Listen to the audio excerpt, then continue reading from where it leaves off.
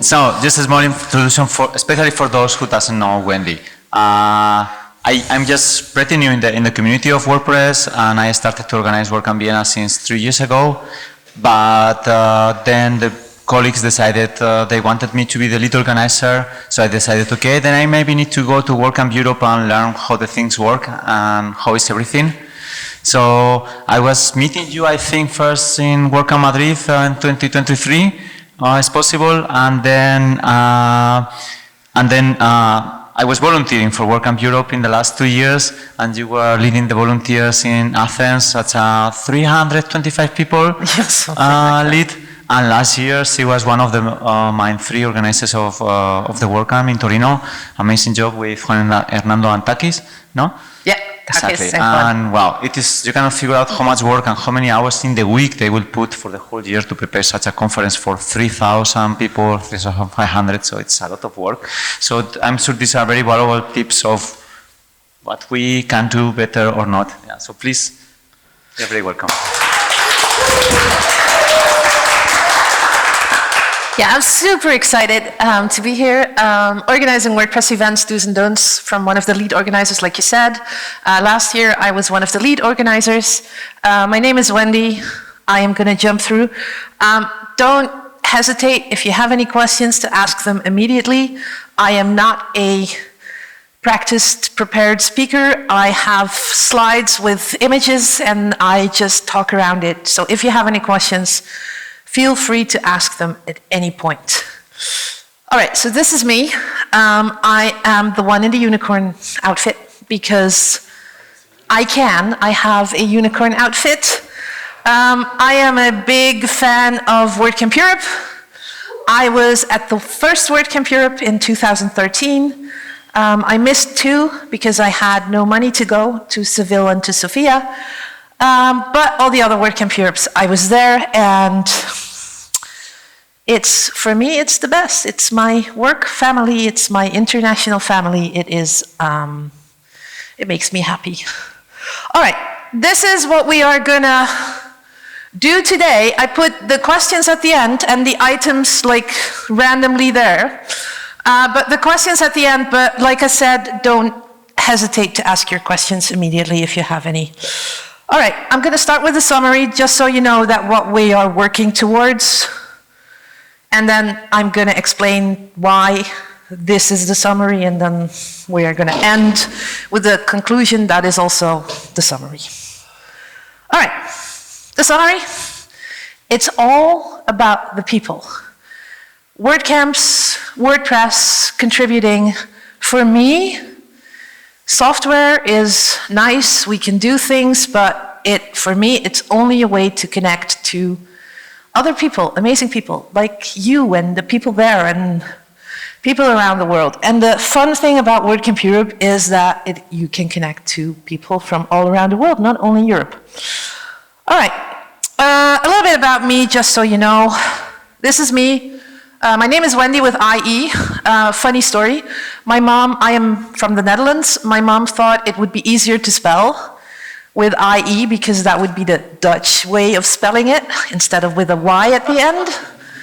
And for my entire life, everybody spelled my name incorrectly because nobody spells Wendy with IE at the end. So I am now at the point where I think that is making me the special one.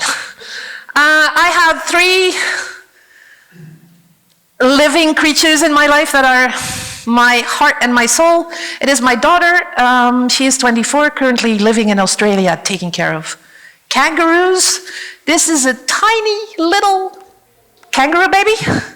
And then I have 2 little dogs who live with me, luckily. They're not here. They are at the kennel, so I can move around freely and don't have to worry about my dogs. All right. This is also me. I have a job. I work at Group 1. I am a product marketing specialist, special for WordPress. So what I do is I help all the teams at Group 1, currently one.com hosting company, learn about WordPress. So I share important updates, important information, make sure that the information they use and put out is correct. I have a passion project. It's a small business. It's called The Love Doctor. in Dutch. And the Love Doctor is a community-driven,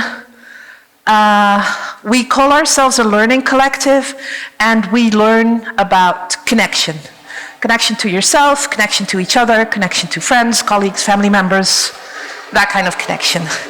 And what we do is we do workshops and trainings, and I am currently working on a workshop cycle about friendship, how to find friends, how to become friends, how to be a good friend, how to break up with a friend. Friendship is what I'm currently working on, which is, I think, one of the most important connections that is not talked about enough. All right, also, I am excited about WordCamp. I have been an organizer in 2018. It looked really weird in the slide, so that's why I left it out. I took a break during the online years, and then I went back to organizing in 2022. And I started in the team in 2022, community team, which is the team that organizes a contributor day. Does everybody know what a contributor day is? No? A contributor, at WordCamp Europe is a 3-day event. 2 days are like this, where we do talks and workshops and people can network and learn things. And the first day of the event is always Contributor Day, and that is especially, we get together with a lot of people and we contribute to the project. So people who know how to write code, contribute code, people who want to do translating, people who want to contribute to the marketing team. There are always a lot of experienced contributors, so especially for new people, it's really interesting to go to a contributor day because you can learn how to contribute and what kind of teams you can contribute to. So that's a contributor day. It's a smaller group. WordCamp Europe, like Miguel said, is usually around 2,500, 3,000 people. And contributor day last year, we had the biggest one ever. It was, I think, around 700. So still a lot of people, but smaller than the actual event days. And it is a room full of round tables with people sitting around with their computers talking about where the project should go, what is important, what should be developed, what we should focus on, things like that. So I was on the community team, then I went to the volunteer team. In 2024, I was one of the lead organizers, which means I overlooked all of the teams. And this year, coming up next month, WordCamp Europe in Basel, currently I am one of the lead organizers, co-lead organizer of the communications team, which is this team that is responsible for, well, communications. So we do the newsletter, website, and all the social media. And this beautiful person is in my team doing great work. All right. So when I think about organizing WordCamps, remember the summary, it's all about the people.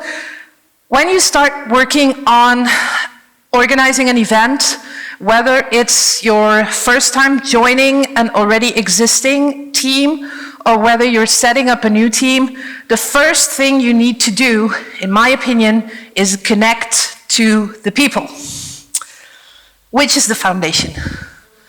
So I was leading the team, and the team was about 75 organizers last year.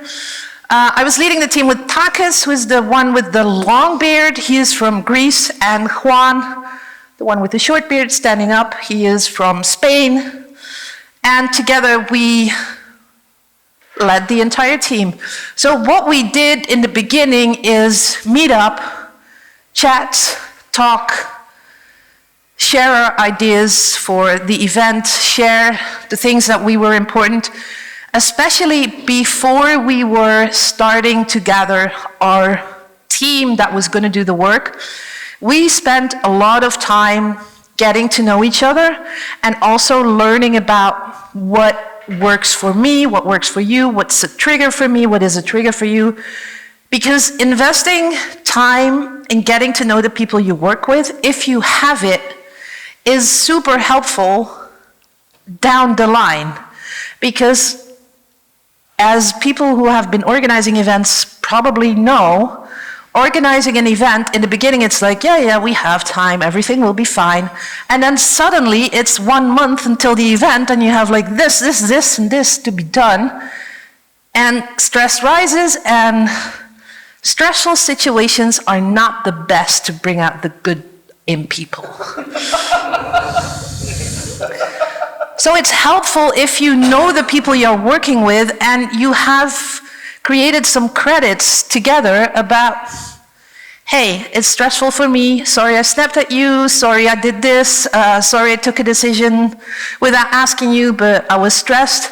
If you know each other a little bit, it is helpful. So my first tip is, if you are new to a team, if you are joining a team, ask them to do a social thing first.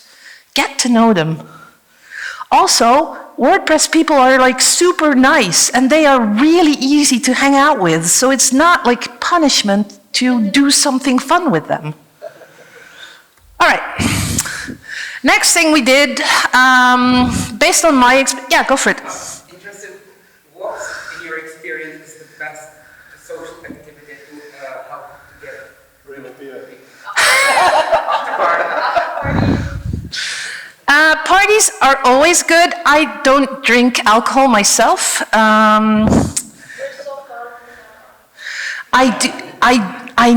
Thank you. I can get so high on being at a party, it looks like I am super drunk when all I'm drinking is water, so I really don't need alcohol. Also, if you need it and if you like it, sure, have a drink, but getting really drunk is not the best way to get acquainted. It depends on the team. Like one is in Athens, one is in Spain, I was in the Netherlands, so that was not like the place like, let's go for a hike together. So we did online drinks. We played a game. Games are always good, especially you have these icebreaker games. I don't know if anybody knows them. In most places you can buy them at the bookstore. They have different names. It's icebreaker games. It usually has like weird questions. Which one of your group is most likely to fall off a bike after going out for a night? Or so there are plenty of games like that. You can also do like a quiz to get to know each other. So, for example, 2 truths, 1 lie. You all tell 3 things. 1 is a lie, 2 are true. And then you have to guess from each other which one is true and which one is a lie. There are tons of things. If you look online for icebreaker games, you will find like a bunch of suggestions. If you are in the same location, going out, doing a hike, doing something exciting, that's always good.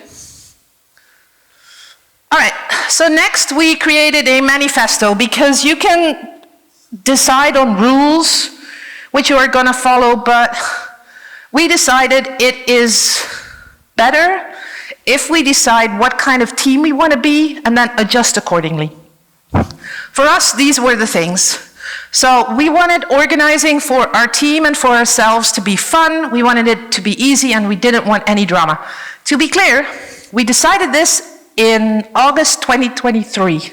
So this was way before the WP drama, before the big drama began.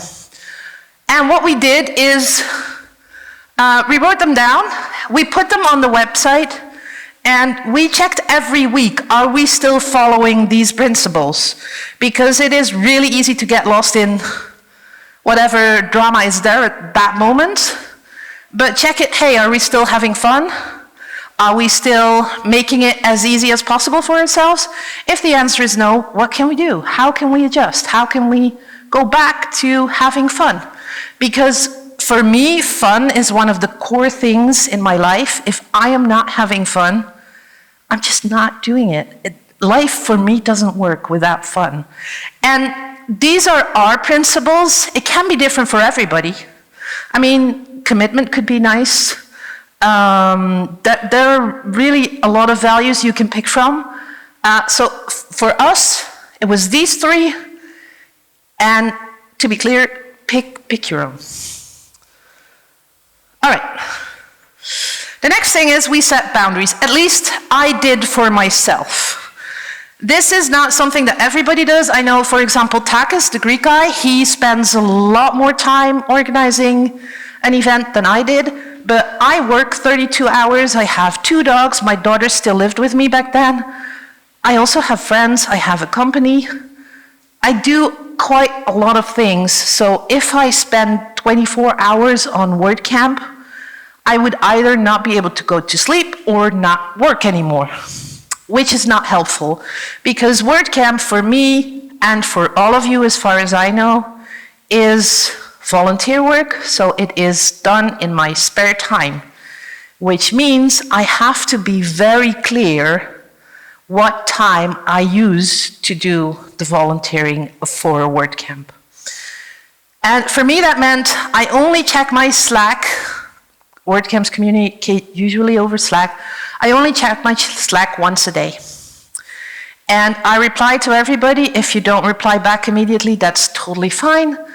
I was very clear to everybody on the team, hey, this is when you can reach me. This is the best way to reach out to me. I want to be available to everybody as much as possible, but I don't want to be available 24/7 because, you know, other things. And I set a very clear boundary that I don't expect people to respond immediately. Also, don't expect me to respond immediately. I will get back to that. All right, next. So we were a team of 3. We were aligned, we were excited, we had our little manifesto, and then it's time to pick a team. Important when picking a team, for me, is, I forgot one bullet, pick people different than yourself. I am a super hyped person. I am very good at doing things like now, immediately. I am really, really bad. Kasia is smiling because I know she knows, and it's really bad, really painful to admit. I am really bad at doing what I'm saying that I will be doing if I'm not doing it immediately. I am the worst at doing the to-do list. So right now we have a weekly meeting. There are to-dos that come out of that meeting. I usually do my to-dos 10 minutes before the next meeting when I'm supposed to tell my team what I did that week. I do a lot of things, but the to-dos somehow always need to be done 10 minutes before the meeting. I know that about myself. It is not a secret. I wish I was different, but to be fair, I am not. So pick people who are not the same as you are. Because it's not helpful if everybody on your team is super chaotic and nobody is able to keep a schedule. It's helpful that I am not that, because whenever flexibility is needed and things come up and they need immediate response and immediate action, I am the person to go to. People who are set on getting things done on a schedule will have a much harder time doing that.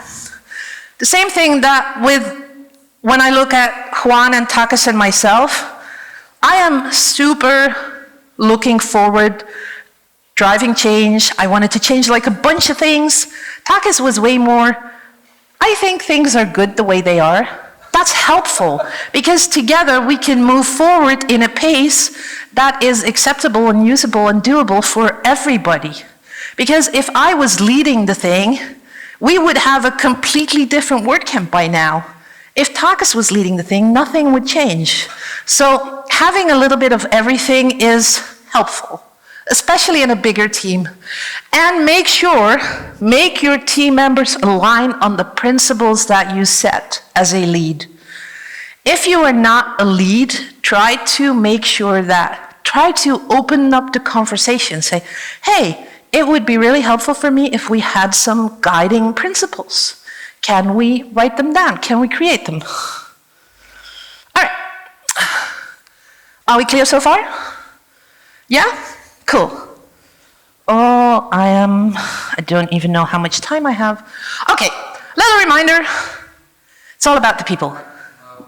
Do you guys work on the basis of compromise or consensus? Like, is it okay if you meet in the middle, or do you always have to be like,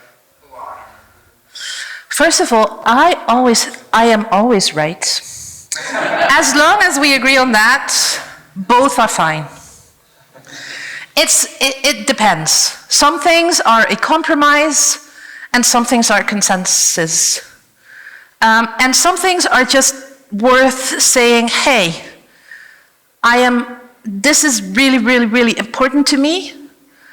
I want this done, and we are not moving forward until this is done. For me, putting the principles and putting our statement on the website was one of those things. I wanted it to be public. That was super important to me. And I was like, we are not moving forward with this team until we put this out publicly so people know, all the members of the team know what they sign up for.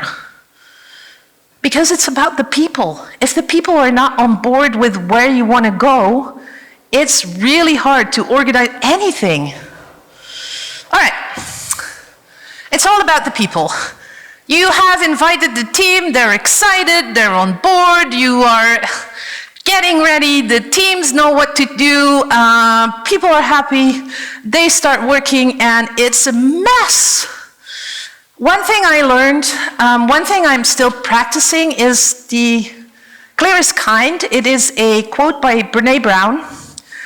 She has done a lot of things on leadership. She is a researcher in Arizona, no, sorry, in Texas, I think. Anyway, she's a researcher, and one of the things she said, clear is kind, and that means say what you mean. Especially with multicultural teams, as WordCamp Europe, people understand things differently. Jokes are, for some people, just jokes, and for other people, super offensive. So be extremely clear with the words you use. So be explicit and communicate as much as possible. And even when you communicate as much as possible, it's often too little. I don't know what my next slide is going to be, so let it surprise us. I'm going to go back to this one little thing. Clear is kind is also setting expectations. So when we were on the team last year, we were very clear in our expectations. We expect you, as a team member, to be on the meeting of your team. Whether it's weekly or bi-weekly, you can decide that as a team, but we expect every team member to be there. We also expect every team member to be at the event. If you already know you are not going to be there, please don't sign up to be an organizer.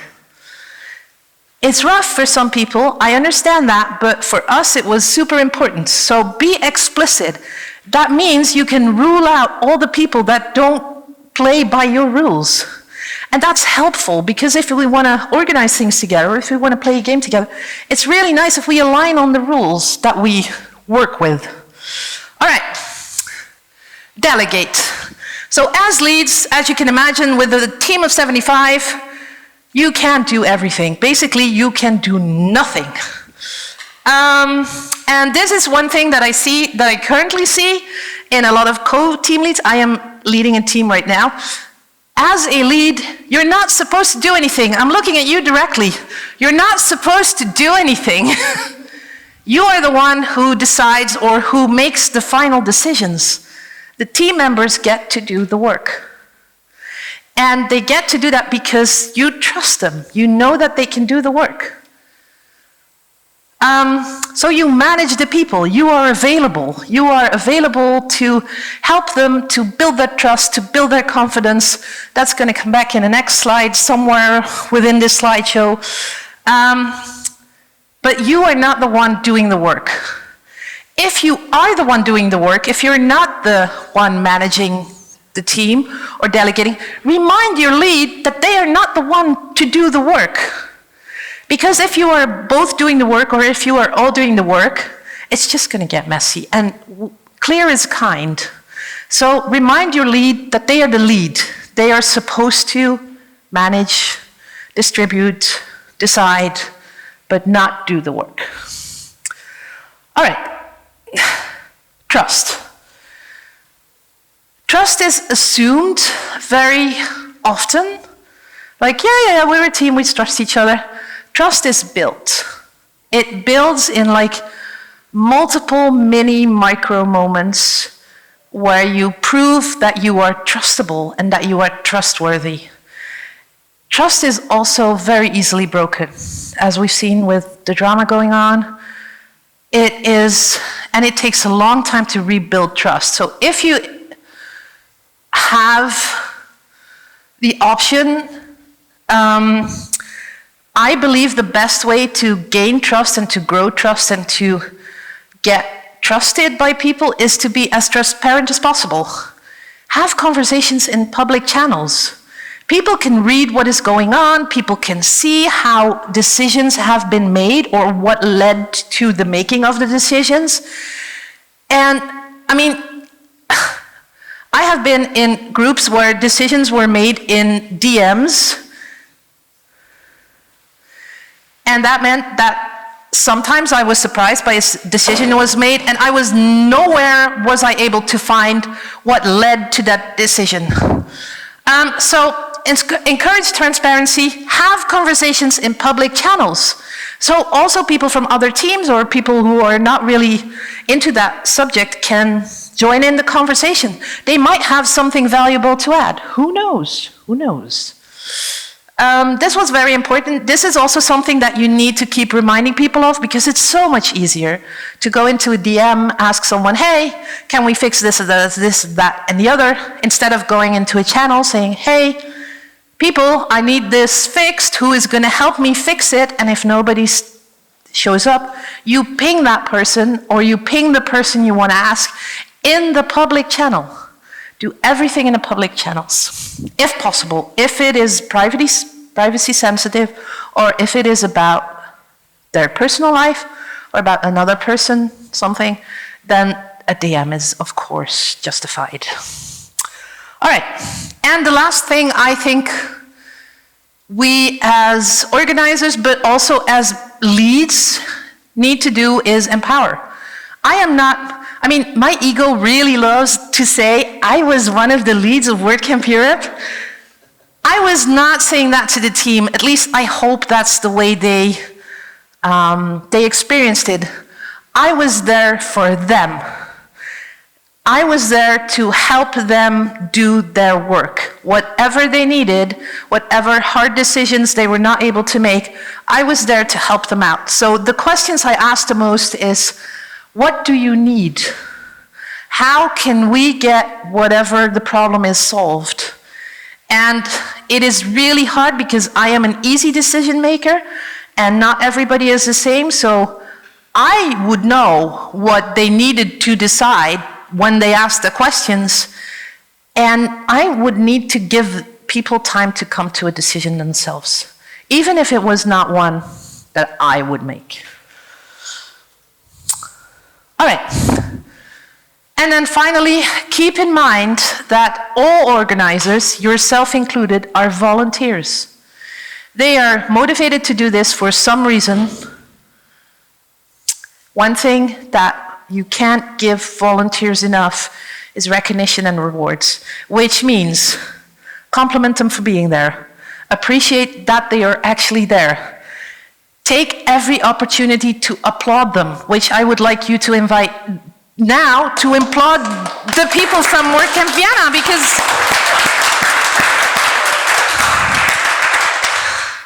it is so important to let them know that what they do is valuable, because it is. If they didn't step up and didn't do the job they did, this would not happen. We would not get together. We would not have these beautiful connections. We would not learn the things that we are learning. All right, so keep in mind all the people are volunteers. This is, I think I had the most questions about this, and this is the smallest part of my presentation. Because this is the easiest thing to say. Keep it simple. Use what you know. As few tools as possible. It is so tempting to use like super fancy, I don't know, project management tools and automation tools and And it's not helpful because it is about the people. It's not about the tools. The tools should be helpful. If you need to learn a tool, a new tool, when you start organizing, it's always going to hold you back. Like always, learning a new tool takes brain capacity, it takes time, it takes skill, which you cannot use to organize your event. So, as much as possible, use what you know, use as little tools as possible, create a personal login for everybody so that you can kick them out if needed, and automate as much as possible. And that is an ongoing process, especially for WordCamps that go further than one time, or if you're not a first-time organizer. Automation is an ongoing process. At WordCamp Europe, we automate a little more every year. So we make little changes and then it gets better. All right, so in our toolbox, we had 4 things. We had a communication tool, which is Slack, because that was what they all used and we kept using that. We have storage and sharing, which is Google Drive, because very simple, that's what they were already using and it's working. We had a project management tool that was Trello before. I personally hate Trello, so I don't use it, I kicked it out. I just make a list in my Google document with a date and a to-do and a name, and that works for me. And for automation, we work with Brevo. It doesn't have to be these tools, but these are the tools we use, and it worked for us. And again, keep it as simple as possible. All right, we're almost there, people. Final conclusion. You can use whatever tool you want. You can do it in every way you want to do it. Just make sure that you connect with the people you are working with, because it is, in the end, about the people. Like always, there is no question, it's always about the people. And the people deserve the credits, the people deserve the attention, the people deserve the love, the people deserve the learning possibilities. It's always the people, and they deserve everything you have to give as an organizer, which will then also automatically go into your event.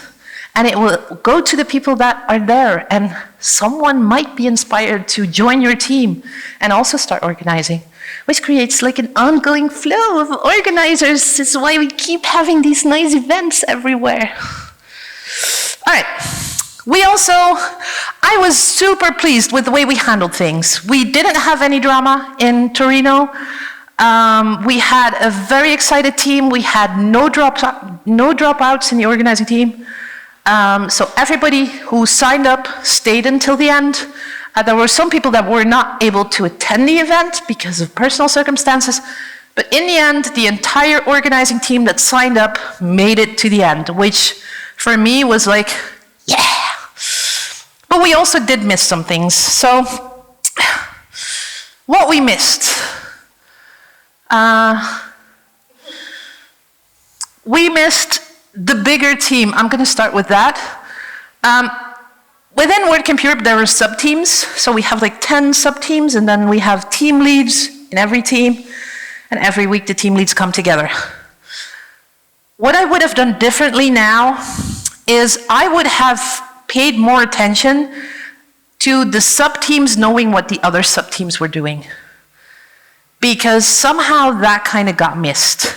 And some teams were doing the same thing, and some things were not done while a team was counting on the other team to do it, and that team was counting on that team to do it. And so the dependabilities of the different teams and the bigger team, that could have gone better. We had some gaps we needed to fill like 4 weeks before the event. Oh, nobody took care of that?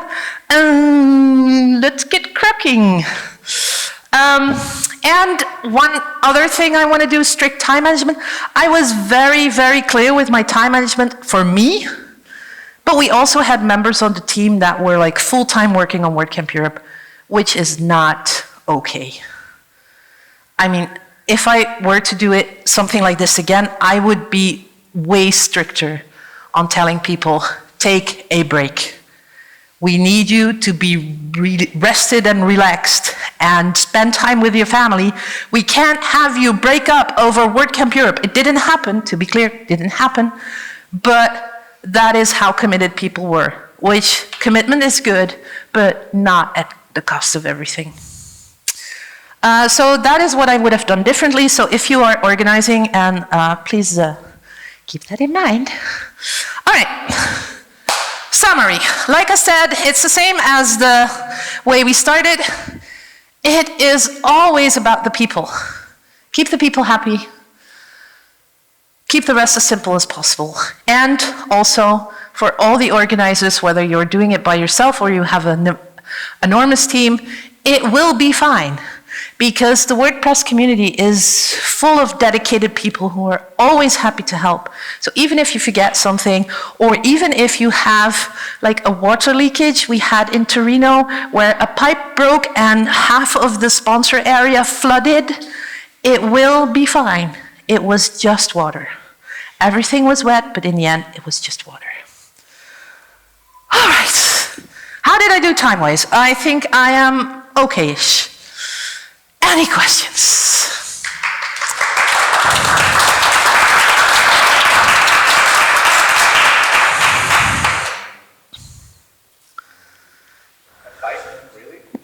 Yeah, round for questions. Just a comment. Yeah, it is great to see your presentation because me as volunteer, I didn't know all these principles and values that you said since the beginning, but I was totally indirectly receiving this. So this is a good management example because I was feeling like you mean, and it was about us, so about the people participating, volunteering. So thank you. Any questions? First question, a pipe, really? I didn't... 5? 5 pipes? Oh, I said your first question of 5. Okay. No, a pipe blew up on... in Torino, yes. Cool drama. Props for that. No, seriously. That should be expecting the unexpected, right? Yeah. Okay. But you never know what the unexpected is going to be. Okay. My question, that was a pre-question. My question is for someone who is involved with WordPress and have little to no time, what is the best skill that we can do on a minimum time, but also to contribute enough to organize a local or global WordCamp? Find enough people. So if you organize a WordCamp by yourself, you have to do everything yourself. If you have 4 people, you can say, okay, I have this amount of time. The funny thing is, with a team, nobody is busy at the same time. Nobody's busy at the same time. So when I'm super busy, usually, I'm not saying it never happens, but usually people are not busy at the same time. So if I am super busy and you are not super busy, you can take a bigger piece of the load, and if it's the other way around, I will take, and keep communicating. So when you start organizing and you have a little amount of time, maybe a big WordCamp with 500 people is not your goal. Maybe your goal is like a small WordCamp with 50 people of half a day, or maybe a whole day, a full day. But set your expectations based on what you're willing to do or what you have the capability to do, the capacity to do. Because organizing a WordCamp, it is a lot of work. You need to find sponsors, you need to find a place, you need to find food. People always complain about the food. Really, seriously, why do people always complain about the food? There is food. Be thankful that there is food. Not frustrated, but so make it easy on yourself. Do a WordCamp where people bring their own lunch. Start small. Because once you get the hang of organizing and you know what you want, it becomes easier. All right. Does that help? A little. Yeah, you want to do the fancy big WordCamp, don't you? No. I have 0 to almost none time. So I was. Okay, I have no time. In that case, let me tell you, there is something wrong with your life. If you have like 0 time, you need to rethink your priorities. Seriously. Okay, let me put this in another perspective. I have time, but I want to dedicate the small times possible, but still engaging on already established WordPress community to organize a WordCamp.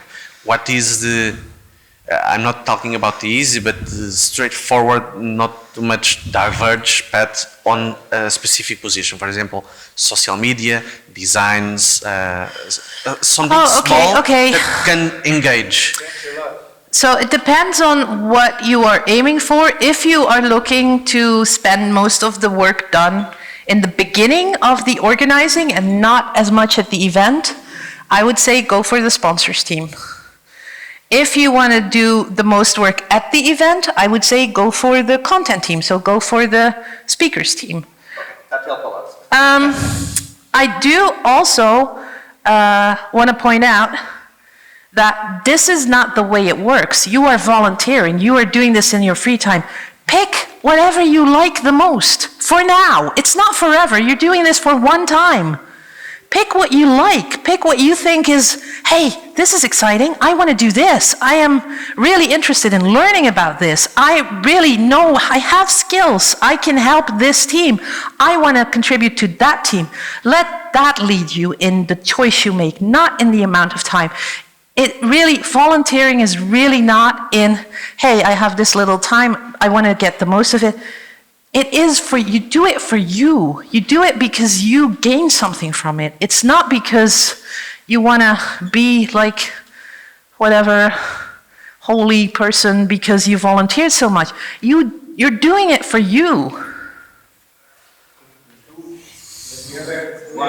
Two short questions because we are over time, so please be very short and concrete. Okay, so I've got two short questions, if I may.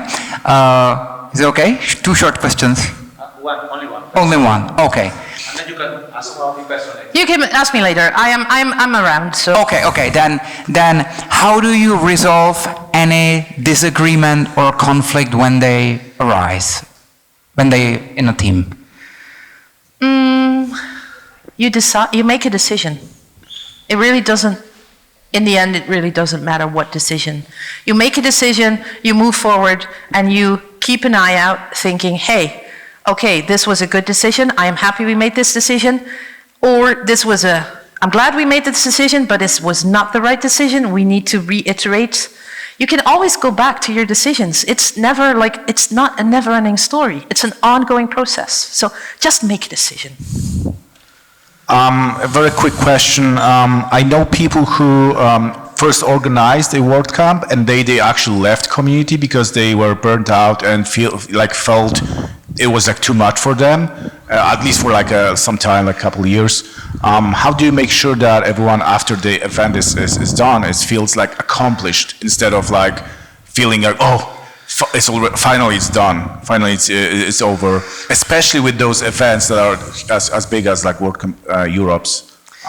Yeah, that feeling is always there a little bit. I mean, it is inevitable that at the end you feel like, oh my God, it's done. What now? There's like a big black gap in your time. I think that it helps if you, it is not something you can do at the end, but it's something you can do at the beginning.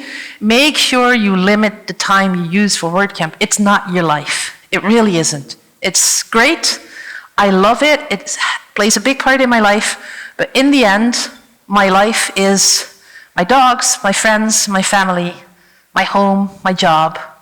So if something drops from all the things I have in my life, yeah, I feel sad, and it is like, I need some time to recover, but it is also not the only thing I had in my life. So setting boundaries while organizing is super important.